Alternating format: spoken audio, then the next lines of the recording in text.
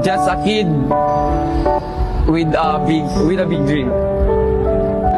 For Pater Bonya, all I want for Christmas is My family see me success and happiness.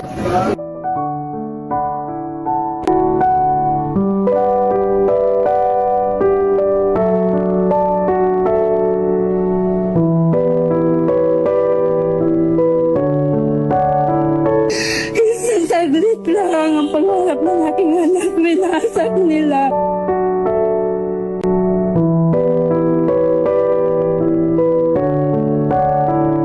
Rene Clerk, Pater Bonya, usa ka proud Agusanon athlete, and I believe talent and hard work can open doors to greater opportunity.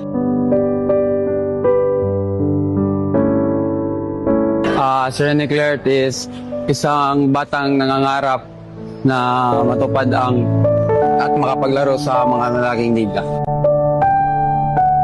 Manila University na pumanaw ang 2 miyembro ng kanilang men's basketball team.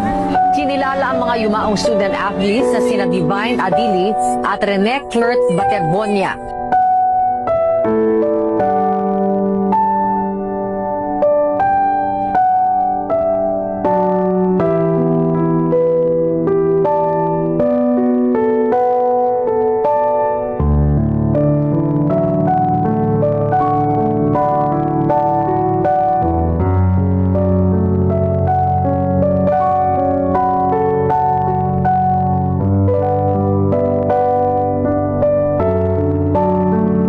Gusto na nako i-share sa inyo tanan kung unsa kabuotan o ka family-oriented si Bobet.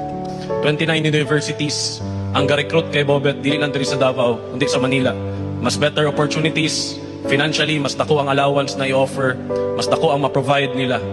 Pero ang deciding factor ni Bobet, nganong gipili niya ang Ateneo de Davao, kay giapil na mo ang iyang igsuon na si RB. Grabe, mas gipili niya ma-safety, ma-secure iyang manghud kumpara sa laing mga offers sa Manila na mas dagang opportunity. Niadto sa mi sa Talacogon, kung asa ilang lugar. So dito ko na-touch kay Bobet, kay niadto mi silang balay. Grabe kagamay silang balay, murag kubo lang. As in, gamay kayo. Sabot ko ni believe kay Bobet. Ka-imagine na ang tao na nigawas ato na balay, ato ang pangandoy ng sa ila. So ato siya kabutan. Dito na ako malimtan na conversation na mo. Ang ingon niya sa kuha, Coach, di ko muli Davao for 5 years. Kay gusto na ko, pag muli ko, dato na ko.